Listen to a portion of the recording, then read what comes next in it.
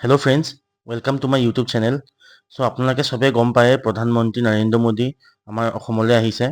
So Guwahati সৰুসজাই ষ্টেডিয়ামত ঝুমুৰ বিনন্দিনী 2025 হৈছে.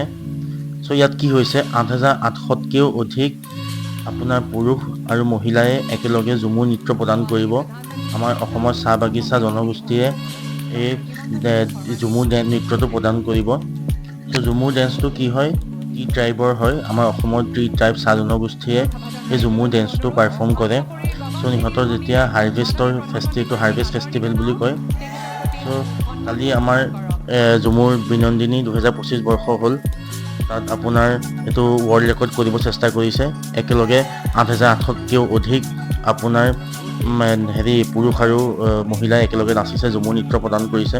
যোৱা 3 মাহৰ পৰা ইয়াৰ আপোনাৰ প্ৰেক্টিছ চলি আছিলে. চ' কালি আপোনাৰ ফাইনেলি ইয়াৰ নৃত্য প্ৰদৰ্শন হ'ল.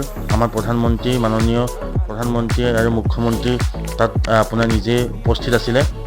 আৰু লগতে আমাৰ ইউনিয়ন মিনিষ্টাৰ এক্সটাৰ্নেল এফেয়াৰ্ছৰ এছ জয়শংকৰো আহিছিলে আৰু বহুত দেশৰ ৰাষ্ট্ৰদূত আহিছে লগত চাবলৈ ঝুমুৰ নৃত্যটো. আৰু আপোনাৰ আমাৰ সৰ্বানন্দ সোণোৱাল দেৱো আছিলে, পবিত্ৰ মাৰ্ঘেৰিটাও আছিলে.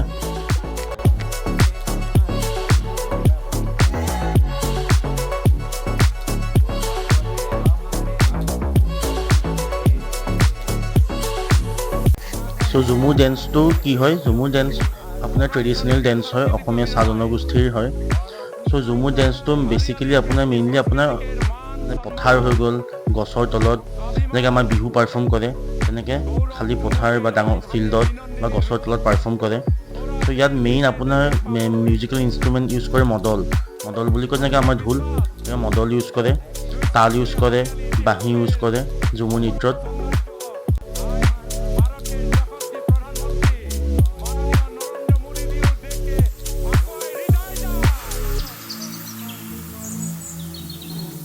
আহক আমি এতিয়া উপভোগ কৰোঁ কালি হৈ যোৱা ঝুমুৰ নৃত্যৰ আপোনাৰ প্ৰদৰ্শনী.